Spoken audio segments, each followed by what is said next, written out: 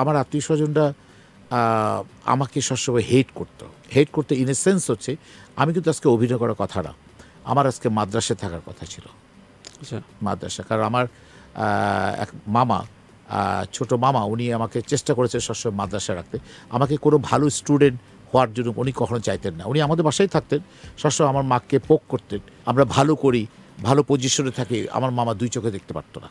এটা আমার মা বুঝতো না। আবার কোনো ভালো স্কুলে আমাকে রাখতে দিতেন না, আমাকে কোনো ভালো কাপড় চোপড় পরতে দিতেন না।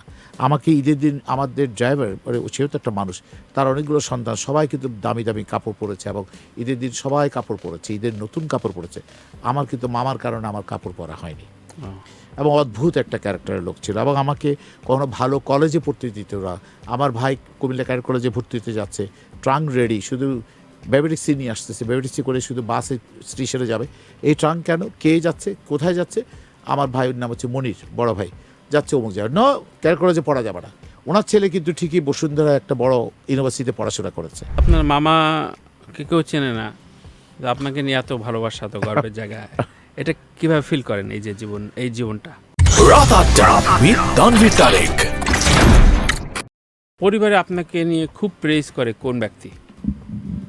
পরিবারে মানে আপনার পরিবারে আপনি আপনার যে কোনো আত্মীয় স্বজনের কথা বলতে পারেন, যে আপনাকে নিয়ে খুব গর্ব করে, মানে আপনার আড়ালে খুব বিক্রি করে আপনাকে, মানে আমি মুকিত জাগিরার সালার দুলাভাইয়ের মেয়ের জামাই, মানে না, এরকম এটা দারুণ থাকে কথা এরকম? বলেছেন। এটা অনেকেই করে, কিন্তু আমি আমার আত্মীয় স্বজনকে খুব একটা ইয়ে করি না। কারণ হচ্ছে আমার আত্মীয় স্বজনরা আমাকে সবসময় হেট করতে ইন এ সেন্স হচ্ছে আমি কিন্তু আজকে অভিনয় করার কথা না, আমার আজকে মাদ্রাসায় থাকার কথা ছিল।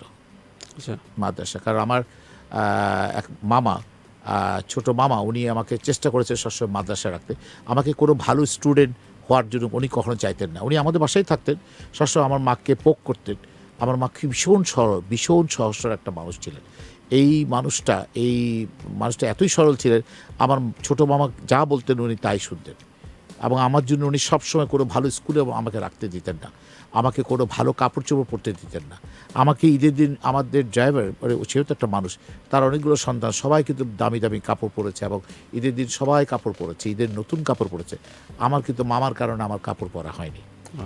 এবং অদ্ভুত একটা ক্যারেক্টারের লোক ছিল, এবং আমাকে কোনো ভালো কলেজে পড়তে দিত না। আমার ভাই কুমিল্লা ক্যাডেট কলেজে ভর্তি হতে যাচ্ছে, ট্রাঙ্ক রেডি, শুধু বেবিটিক্সি নিয়ে আসতেছে, বেবিটিক্সি করে শুধু বাসে স্টেশনে যাবে। এই ট্রাঙ্ক কেন, কে যাচ্ছে, কোথায় যাচ্ছে? আমার ভাইয়ের নাম হচ্ছে মনির, বড় ভাই, যাচ্ছে অমুক যাবে। না, ক্যাডেট কলেজে পড়া যাবে না।